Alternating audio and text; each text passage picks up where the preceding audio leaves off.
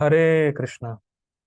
आज हम लोग गॉड के ऊपर चर्चा करेंगे। बहुत दिनों से चर्चा कर रहे हैं हम लोग। आज गॉड का पार्ट 3 है। ठीक है, तो कल हम लोगों ने कुछ साइंटिफिक थ्योरीज देखी थी, जैसे बिग बैंग थ्योरी और डार्विन थ्योरी देखी थी हम लोगों ने।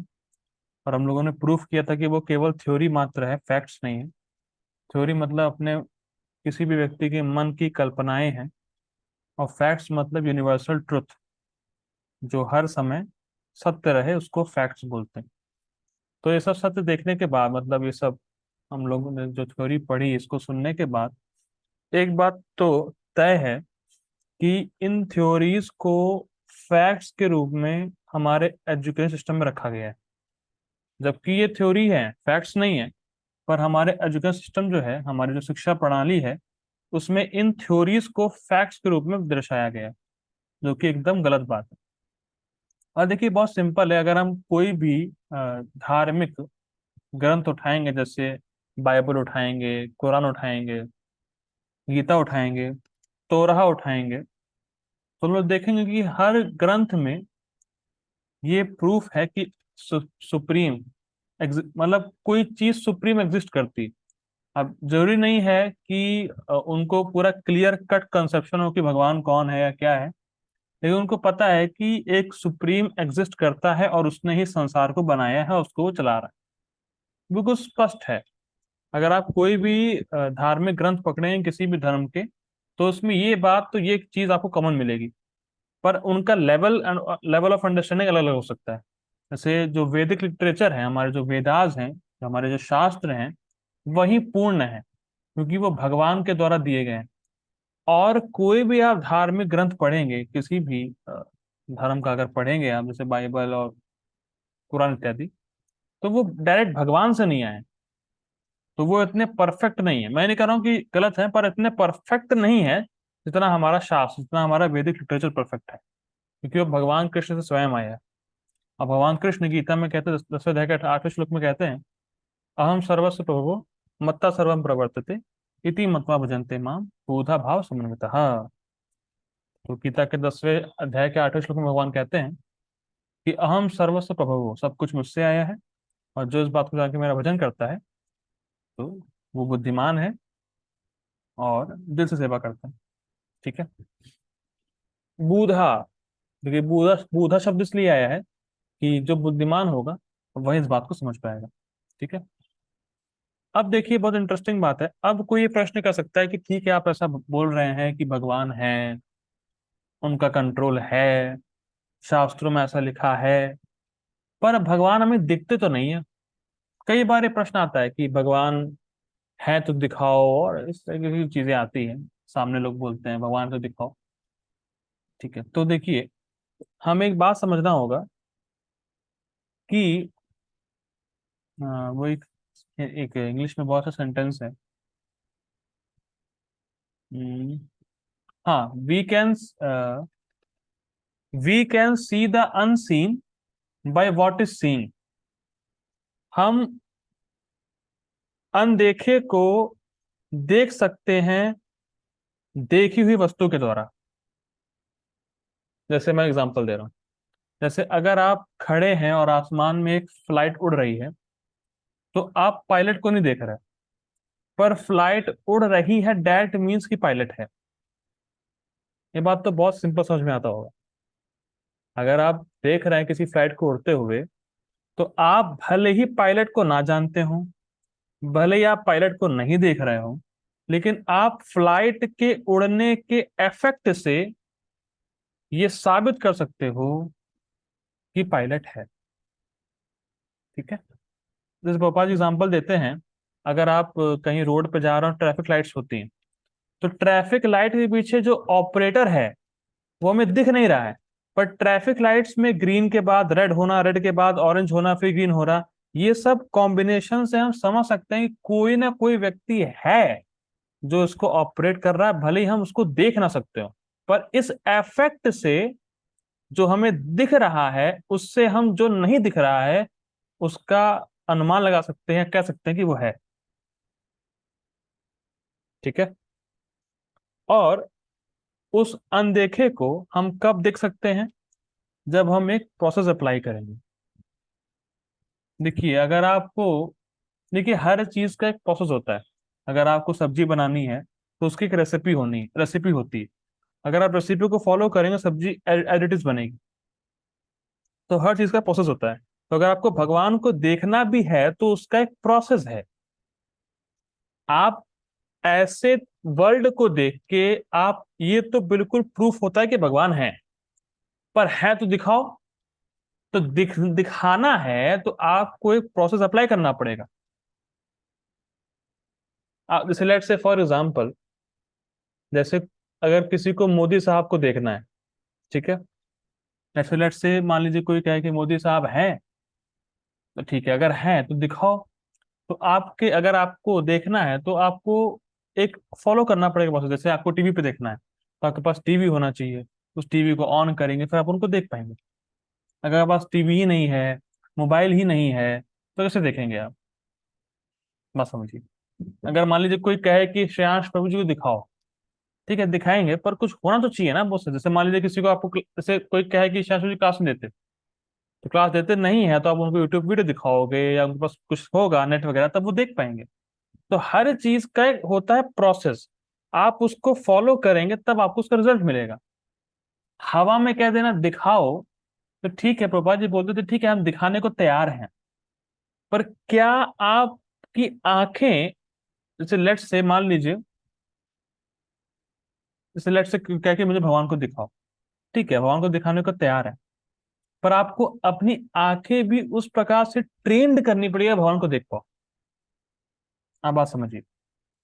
अगर आपको एथलीट जैसे होते हैं ना, वो भागते हैं, जो मैराथन में भागते हैं, तो अगर आपको वहां भागना है तो आपको तैयारी करनी पड़ेगी, आपको अपने आप को ट्रेंड करना पड़ेगा। आप तब क्वालिफाई होंगे और तब आप भाग पाएंगे। तो उसी प्रकार से भगवान को देखने के लिए एक क्वालिफिकेशन चाहिए। उस क्वालिफिकेशन को उस क्वालिफिकेशन को मीट करने के लिए आपको एक प्रोसेस अप्लाई करना पड़ेगा, तब आप भगवान को देख सकते हैं। ठीक है। तो अब हम वही देखेंगे, अब हम यही पढ़ने वाले हैं कि कैसे हम भगवान की तरफ अप्रोच कर सकते हैं। व्हाट इज द प्रोसेस कि हम भगवान के नजदीक जा सकते हैं या हम भगवान को फील कर सकते हैं। ठीक है। तो ये हम लोग आज का टॉपिक हमारा ये है, अप्रोच टू अंडरस्टैंड गॉड। ठीक है। अब देखिए, इसमें तीन चीजें बताई गई हैं जो सबको पता है, प्रपात जी के बुक से लिया गया है, कोई स्पेशल नहीं है ये। प्रपात जी की पुस्तक में सब है, बस मैं इसको रिफ्रेम कर रहा हूँ। देखिए, अगर आपको कोई भी नॉलेज चाहिए होती है तो आप तीन प्रकार से नॉलेज लेते हैं। या तो आप देख के समझते हैं कि हाँ, जैसे जैसे आप कुछ देख रहे हैं कि ठीक है ऐसा ऐसा होता है, ठीक है मैं समझ गया। जैसे अगर आपको कार चलानी है, जैसे मुझे अपना याद है, कार सीखते हैं जब, तो हम देख के सीखते हैं। अच्छा, स्टीयरिंग को ऐसे घुमाना है, क्लच ऐसा है, ब्रेक ऐसा है, ये ऐसे, वो ऐसे करना, वैसे करना, हो गया। अच्छा, अगर आपको कोई बता भी दे कि देखो तुम गाड़ी में जब बैठोगे तो स्टीयरिंग स्टीयरिंग होती है, ब्रेक ऐसे होता है, ऐसे होता है, ऐसे होता है, आप सुन लेंगे लेकिन आप उसको कर नहीं पाएंगे अप्लाई। क्योंकि आपको देखना पड़ेगा कि एक व्यक्ति जो एक्सपर्ट है, जो ड्राइवर है, वो कैसे चलाता है। जब आप उसको देखते हैं तो देख के सीखते हैं, फिर आप चलाते हैं। तो ये पहला पॉइंट है कि हम देख के सीखते हैं। दूसरा है, कभी कभी हम कुछ चीजों को देख के अनुमान लगाते हैं कि ऐसा हुआ होगा, तो वो भी ठीक है, कुछ कुछ ज्ञान वहां पे ले लेते हैं। और तीसरा है जब हम सुन के ज्ञान लेते हैं। तो तीन चीजें हैं, प्रत्यक्ष, देख के सीखना या देख के ज्ञान लेना, दूसरा अनुमान लगाना कि हाँ ऐसा हुआ होगा, और तीसरा शब्द प्रमाण। अब इस एग्जाम्पल समझिए, जैसे देखिए, अगर आपको पहाड़ों के बारे में जानना है तो तीन चीज कर सकते हैं आप। या तो आप पहाड़ में चले ही जाइए, जान जाएंगे आप। या तो आप घर पे बैठ के फोटो को अनुमान लगाइए, ओ अब पहाड़ ऐसा होता होगा, ऐसे यहाँ पे ये पेड़ होगा, वहां मैगी मिलती होगी, ऐसा होगा वैसा होगा, ठीक है, ये हो सकता है ऐसा होता हो, आप अनुमान लगा सकते हैं। तीसरा है, जो पहाड़ पे रह रहा है, आप उससे बात कर लो कि पहाड़ पे क्या चीजें होती है, पहाड़ कैसे दिखता है, तो आप समझ जाओगे। तो तीन चीजें, या तो आप देखने जाओ, या आप अनुमान लगाओ, या आप जो वहां रह रहे हो सुनो और ज्ञान ले लो, कोई दिक्कत नहीं। ठीक है। तो तीन चीजें हैं, तीन वेज से हम कोई भी ज्ञान लेते हैं, कोई भी ज्ञान लेते हैं, ऐसा नहीं भगवान के बारे में ज्ञान लेते हैं, कोई भी ज्ञान लेते हैं, जैसे 2+2=4, इसको आप देख नहीं सकते। आपने सुना, आपने अप्लाई किया, वो ठीक है। या एबीसीडी, एबीसीडी अब अब कैसे देखे उसको? वो तो जो पढ़ाया है, वो जो सुना है, वही सब करके एबीसीडी होता है। ठीक है। और 2+2=4 जैसा छोटे में रहता है, वैसे ही अगर आप इंटीग्रेशन करेंगे, हाई मैथमेटिक्स जाएंगे, तो भी 2+2=4 रहता है, और समय अप्लाई रहता है। ठीक है। तो तीन चीजें हैं: प्रत्यक्ष प्रमाण, अनुमान प्रमाण, और शब्द प्रमाण। ठीक है। अब देखिए, प्रत्यक्ष का मतलब मैंने बता दिया। प्रत्यक्ष का मतलब होता है कि आप अपनी डायरेक्ट इंद्रियों से जो ज्ञान लेते हैं। जैसे किसी को नहीं पता रसगुल्ला मीठा होता है, रसगुल्ला खाएगा तब जानेगा मीठा होता है। अपनी जिह्वा टच कराना पड़ेगा उसको, इंद्रियों के माध्यम से जो ज्ञान लेते हैं उसको बोलते हैं प्रत्यक्ष प्रमाण। ठीक है। स्ट्रेट फॉरवर्ड रहता है। आंखों से कुछ देखा, ठीक है, ज्ञान ले लिया। हाथों से कुछ छुआ, जैसे जैसे जैसे आपने कुछ छुआ, आप समझ गए हाँ ये चीज सॉफ्ट है। या आपने कुछ खाया, हाँ ये चीज मीठी है। तो ये ज्ञान आपको डायरेक्ट परसेप्शन से होता है, मतलब आपकी इंद्रियों के माध्यम से आप ज्ञान लेते हैं। लेकिन हर चीज का ज्ञान आप इंद्रियों से नहीं ले सकते। देखिए, कभी कभी भक्त लोग है ना, ऐसा बोलते हैं कि प्रत्यक्ष प्रमाण बिल्कुल गलत है। देखिए, ऐसा गलत नहीं है। प्रत्यक्ष प्रमाण से आप नॉलेज ले सकते हैं, पर कंप्लीट नॉलेज नहीं मिलती आपको। मैं फिर रिपीट कर रहा हूं। प्रत्यक्ष प्रमाण से आपको ज्ञान मिलता है, क्योंकि ज्ञान लेने का माध्यम है प्रत्यक्ष प्रमाण। लेकिन अगर आप सोचो कि जो मैं इंद्रियों से ज्ञान ले रहा हूं वही परफेक्ट है, ये आपकी भूल है। क्योंकि कई चीजें ऐसी हैं जो आप देख नहीं सकते। इलेक्ट्रोमैग्नेटिक वेव्स आप देख नहीं सकते, हवा को आप देख नहीं सकते। तो कई चीजें हैं जो हम अपनी इंद्रियों के माध्यम से नहीं समझ सकते, तो वहां हमारा ज्ञान फेल हो जाएगा। और वैसे भी हमारे अंदर चार दोष हैं, जिसकी वजह से हम ज्ञान अपनी इंद्रियों के माध्यम से परफेक्ट ले ही नहीं सकते। पहला डिफेक्ट क्या है हमारे अंदर, पहला कमी क्या है, पहला दोष क्या है? हमारी इंद्रियां ही अपूर्ण है। तो अपूर्ण से आप पूर्ण कैसे ले सकते हो? आप इनकम्प्लीट से कंप्लीट कैसे ले सकते हो भाई? जैसे बहुत सिंपल है। आप पहले रसगुल्ला खा लो, उसके बाद मीठा दूध पी लो। आपको लगेगा दूध तो यार मीठा है ही नहीं, पर वास्तव में दूध में बहुत चीनी पड़ी होगी। लेकिन पहले आपने मीठा खा रखा है, तो इस वजह से जो आप मीठा दूध दोबारा दूध पिएंगे, कुछ भी करेंगे, तो वो आपको मीठा नहीं लगेगा। तो अब कोई कहे नहीं दूध में शक्कर नहीं पड़ी हुई है, तो दूध में शक्कर पड़ी हुई है। लेकिन आपकी जो इंद्रियां है वो अपूर्ण है, क्योंकि उसने पहले ज्यादा मीठा चख रखा है। इस वजह से जो अब मीठा आप लेंगे वो आपको मीठा लगेगा नहीं। ये फर्स्ट पॉइंट है। दूसरा क्या है, आपकी आंखों की एक लिमिटेशन है। आप केवल इंफ्रारेड से अल्ट्रावायलेट तक ही देख सकते हैं। उसके बाहर आपको दिखेगा ही नहीं। मान लीजिए उसके बाहर की चीजें तो आप देख ही नहीं पाएंगे उसको। और हमारे कान की भी रेंज है 20 हर्ट्ज से 20 किलो हर्ट्ज। तो जैसे कुत्ते उत्ते बोलते हैं बहुत कुछ, तो उनके लिए तो समझ नहीं सकते, क्योंकि हमारी फ्रिक्वेंसी से मैच नहीं होती है। क्या बोल रहे हैं, कैसे बोल रहे हैं? तो हमारी इंद्रियां ही अपूर्ण है। सही, ओके, एक सेकंड चला। धन्यवाद। इंद्रियां ही अपूर्ण है, तो हमें पूर्ण ज्ञान कैसे मिलेगा? क्योंकि हमारी आंखों की लिमिटेशन है, कानों की लिमिटेशन है, तो उससे बाहर की चीज हम कहाँ समझ सकते हैं? बहुत मुश्किल। दूसरा क्या, हमें इल्यूजन होता है, भ्रम होता है। सबसे बड़ा भ्रम तो ये है, इल्यूजन यही है कि हम अपने आप में, और बाकी दुनिया में और बहुत इल्यूजन है। जैसे आप देखेंगे गर्मी के समय मिराज दिखता है, रोड पे दिखता है, पानी पर होता नहीं है। या अगर आप पेंसिल को डाल देंगे उसमें, तो बहुत से इल्यूजन हमें होते हैं। तीसरा क्या है, हम मिस्टेक करते हैं। ठीक है। रूपा जी बोलते थे टू एर इज ह्यूमन, मतलब अगर कोई ह्यूमन है तो उससे मिस्टेक होनी ही होनी। ठीक है। हाँ ठीक है, हम गलतियां करते हैं, और गलतियों को हम ही गलतियों के पुतले। जैसे मेरे एक सर थे पहले, मुझे पढ़ाते थे 6 क्लास में, तो उन्होंने एक कहावत बनाई थी, मनुष्य है गलतियों का पुतला। ऐसा करके बहुत उन्होंने सुंदर कविता बनाई थी। तो हम लोग गलतियों के, पहले की बात है, एक साइंटिस्ट एक्सपेरिमेंट कर रहा था। तो साइंटिस्ट का एक्सपेरिमेंट ये था कि वो बहुत डिफरेंट डिफरेंट साइज के आलू लेके आया था, और वो चेक कर रहा था बॉईल करने के लिए और देख रहा था कि डिफरेंट डिफरेंट साइज के आलू कब कब बॉईल होता है, कितना समय लगता है बॉईल होने में। तो वो चेक कर रहा था अपनी क्लॉक से, तो एक बार ऐसा हुआ कि वो आलू के बदले क्लॉक को ही डाल दिया गैस पे। तो ये भी चीजें होती हैं, हम भूल जाते हैं, मिस्टेक होती है, ठीक है ना। हम कहानी बनाते हैं, अरे नहीं मुझसे गलती हो ही नहीं सकती, मैं तो ऐसा करता वैसे कर रहा था, हम चीटिंग करते हैं। तो ये चार दोष हमारे अंदर।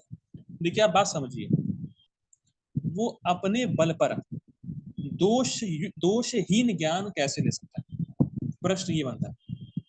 देखिए हम में दोष है, तो जो भी हम अपने बदौलत ज्ञान लेंगे वो भी दोष युक्त ही होगा। इस पॉइंट को आप कैच कर पा रहे हैं? Nothing but reflection of your own consciousness. अगर आपकी ही चेतना दूषित है तो आप दूषित ही लोगों को देखेंगे, सबको दूषित देखेंगे, तो कहाँ परफेक्ट ज्ञान लेंगे? जब आप परफेक्ट हैं तो अगर आप खुद रिसर्च में ज्ञान लेंगे तो मिस्टेक ही होनी, क्योंकि आप मिस्टेक के लिए ही बने हैं, गलती के पुतले हैं आप। अगर आप अपने रिसर्च में विश्वास करेंगे तो आप तो बहुत बड़े भ्रम में हैं। लेकिन अगर हम अथॉरिटी से ज्ञान प्राप्त करेंगे, परफेक्ट पर प्राप्त करेंगे, तो हम परफेक्ट भले ही ना हो, I may be imperfect but I take knowledge from supreme perfect Krishna, so my knowledge is perfect. इतनी सुंदर बात बोले थे लेक्चर में। वो बोले थे कि आप अपनी आंखों पर क्यों भरोसा करते हो? भाई देखिए, आंख भी है और कान भी एक ज्ञान इंद्रिय है, दोनों ही ज्ञान इंद्रिय हैं। तो आप अपनी आंखों पे जाते हैं ना, लेकिन आप हर चीज को कहते हो दिखाओ मुझे, आंखों के सामने लेके आओ। तो आंख पे इतना भरोसा क्यों और कान पे इतना भरोसा क्यों नहीं? क्योंकि दोनों ही प्रपाजी स्टेटमेंट है, भाई दोनों ही ज्ञान इंद्रिय है ना, आंख भी और कान भी, तो आपको पे क्यों भरोसा है, कान पे क्यों नहीं है? बताओ। सब देखना चाहते हैं, क्यों? सुन के समझो, ये पॉइंट है, ठीक है। तो लोगों ने फर्स्ट सीखा है कि हम अगर अपनी इंद्रियों से या प्रत्यक्ष, तो ये हमारी मिस्टेक है। मैं ऐसा नहीं कह रहा हूँ कि हर समय गलत है, पर प्रत्यक्ष प्रमाण से हम पूर्ण ज्ञान नहीं ले सकते या पूर्ण व्यक्ति ज्ञान नहीं ले सकते, एब्सोल्यूट ट्रुथ, ठीक है। क्योंकि हमारी इंद्रियां रिलेटिव ट्रुथ दिखाती है, ठीक, एब्सोल्यूट ट्रुथ नहीं दिखाती, इसलिए अपनी इंद्रियों पर पूरा भरोसा नहीं कर सकते। तो इसलिए प्रत्यक्ष प्रमाण कुछ हद तक सही है पर हमेशा सही नहीं है। दूसरा होता है अनुमान प्रमाण, कि आप जैसे लेट्स से मान लीजिए मैं कमरे में बैठा हुआ हूँ और बाहर कुछ शोर हो रहा है, तो मैं लगा सकता हूँ अनुमान, हो सकता है कोई टायर, हो सकता है एक्सीडेंट हो सकता है ये हो सकता है वो हो गया हो, तो कुछ भी आ सकता है अनुमान। हम लोग एक घटना देखी, उसके पीछे अनुमान लगाना शुरू कर रहे हैं। हो सकता है कि आपके बहुत सारे अनुमान सही भी, आपने अनुमान लगाया, हाँ ठीक है ऐसा ही होगा, करेक्ट हो गया। जैसे उसमें एग्जाम्पल देते हैं कि बहुत सिंपल एग्जाम्पल देते हैं, उसमें बहुत सुंदर है कि लेट्स से मान लीजिए आपके सामने, तो आप देखेंगे बीच बीच की फोटो देखेंगे तो आपको लगेगा कि हाँ सैंड है, पानी है, कुछ लोग हैं, कोकोनट ट्रीज हैं, ऐसा है वैसा है, अच्छा हाँ, फिर उन्होंने उसने अनुमान लगाया, अच्छा मतलब बीच में ही आपने फोटो में देखा, जैसे आप नेट पर सर्च करें, मैं गया हूँ मरीना बीच में, आप सर्च करेंगे नेट पे मरीना बीच डाल दीजिए, तो वो आपको सैंड दिखा देगा, पानी दिखा देगा, कुछ लोग दिखा देंगे, कुछ शॉप्स दिखा देंगे, वो नारियल पानी दिखा देगा, अनुमान ऐसे ही आएगा, अच्छा वहां पे यही सब होता होगा। पर आप उस फोटो को देख के ये अनुमान नहीं लगा सकते कि पानी के अंदर कौन कौन है, कौन कौन से वाटर, लगा ही नहीं।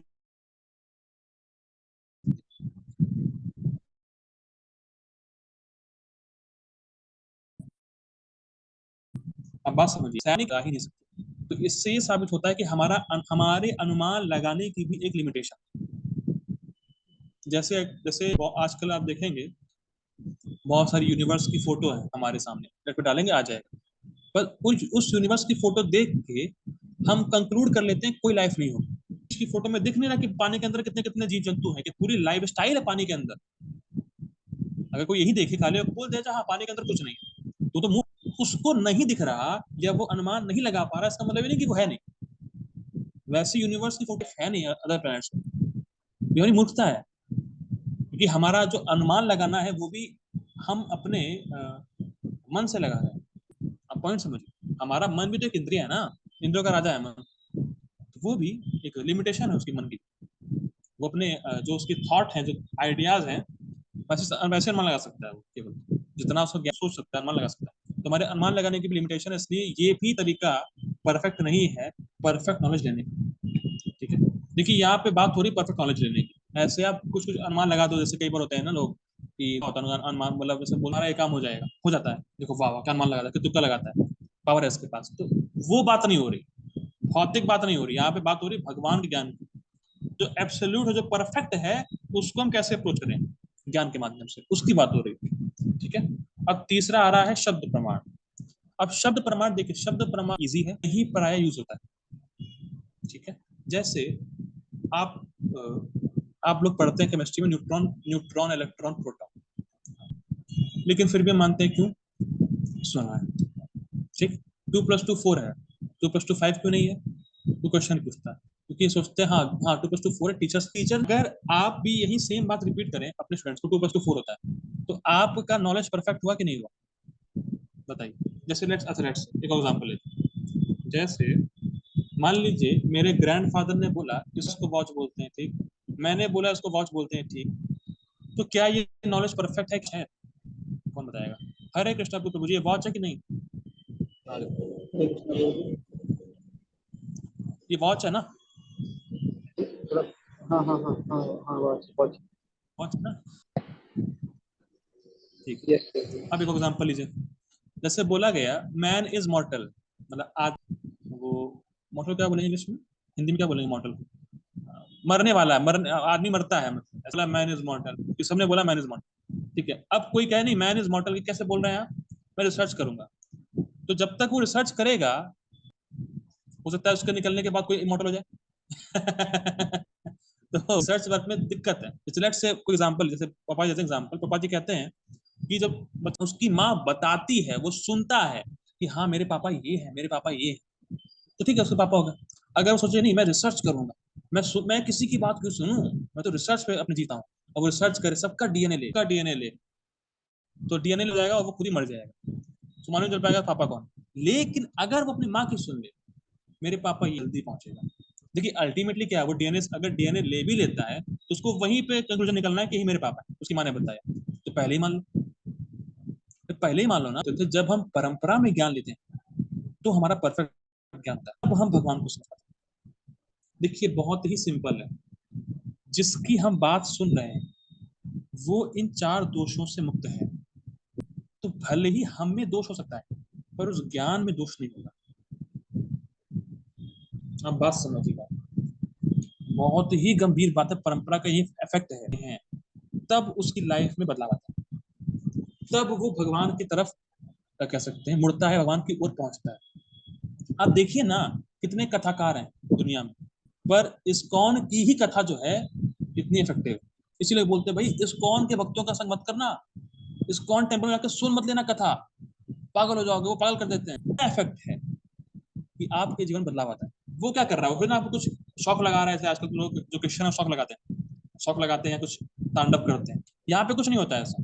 जो परफेक्ट ज्ञान है, जो भगवान, और उस ज्ञान में ताकत रहती है। आप बात समझिए, बोलने वाला भले सोचता है परफेक्ट हो ना हो, तो भक्त हो ना हो, कुछ भी उसमें बहुत दोष हो सकते हैं, उसका हृदय शुद्ध होना में इतनी ताकत है कि वो व्यक्ति का जीवन चेंज कर देता है। प्रपात जी बहुत सुंदर बात एक जगह पर पढ़ लेते हैं कि नियोफाइट डिवोटी से सुनने पर भी किसी व्यक्ति को शुद्ध भक्ति प्राप्त हो सकती है। भक्त ना हो, वो नियोफाइट हो, कनिष्ठ भक्त हो, अनाड़ी हो, पर वो जो बात करेगा परफेक्ट है, वो कृष्ण की बात बोलेगा, परंपरा में बात बोलेगा, बिना चेंज किए हुए बात बोलेगा, कि सामने ये पावर है परंपरा की।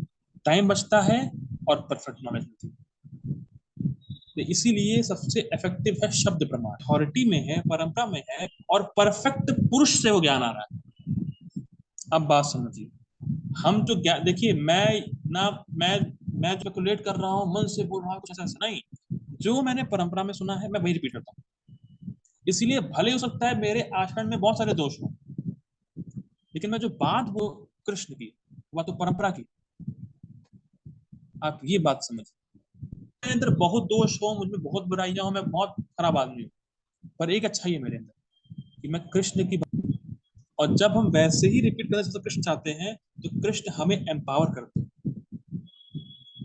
आप ये कृष्ण के बारे में एज इट इज बोलेंगे, तो हो आप आपके अंदर कोई सामर्थ्य नहीं होगा कि आप कुछ बोल पाएंगे कृष्ण के बारे में, तब कृष्ण एम्पावर करता है। ये मेरे बारे में परंपरागत तरीके से बोलना चाहता है, बस तो कृष्ण, ये बहुत सिंपल समझ रहे हैं कि जो चीज हम अपनी आंखों से नहीं देख सकते, वो हम अपने कानों से देख सकते हैं।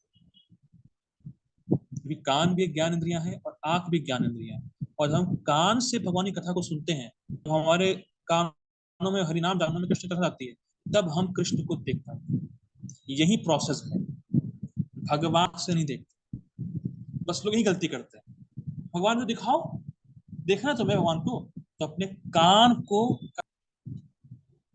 दर्शन दो घन श्याम नाथ मोरी अखियां सीरे, दर्शन दो घन श्याम।